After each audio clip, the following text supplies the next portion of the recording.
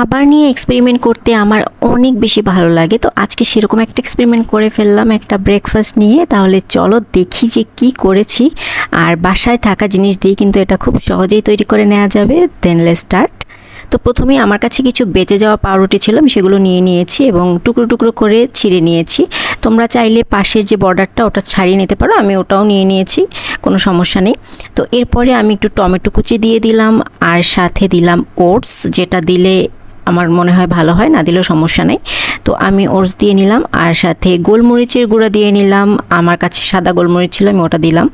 এরপরে দিলাম লবণ, তারপরে ভালো করে একটু মিক্স করে এর মধ্যে আসল যে ইনগ্রেডিয়েন্ট মানে ডিম এটা দিয়ে দিলাম।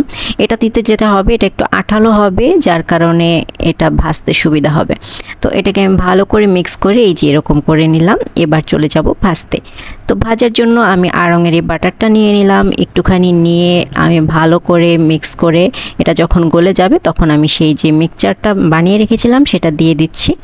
দিয়ে প্রথমে আমি চেয়েছিলাম যে ছড়িয়ে একটা পরোটা টাইপের বানাবো, বাট আনফর্চুনেটলি সেটা হয়নি, তাই আমি এটা লাস্টে ঘেটে দিয়েছি। অ্যান্ড এটাও কিন্তু অনেক মজা হয়েছে। তো এটা যখন আমি উল্টালাম দেখলাম যে এটা ভেঙে চুরে গেছে। দেন আমি ভালো মতোই ঘেটে দিলাম আর কি, সব মিশিয়ে দিলাম যাতে হচ্ছে ভিতরের কোনো অংশ কাঁচা না থাকে, ভালো মতো করে কুক হয়ে যায়। তো এই তো নাড়াচাড়া শেষে আমি একটু চাট মশলা দিয়ে নিলাম স্বাদ বাড়ানোর জন্য, তোমরা চাইলে স্কিপও করতে পারো, পুরোটাই নিজের উপর।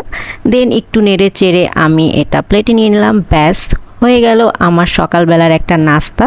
এরকম লেফটওভার জিনিস দিয়ে নাস্তা বানিয়ে খেতে আমার খুবই ভালো লাগে, আর এটা খেতেও কিন্তু খুব মজা হয়েছে। তোমরা অবশ্যই ট্রাই করো, ট্রাই করে আমাকে কমেন্টে জানিও কেমন লাগে। আমার কাছে তো এটা অনেক মজা লেগেছে, তার উপর এটা অনেক বেশি হেলদি আর কি।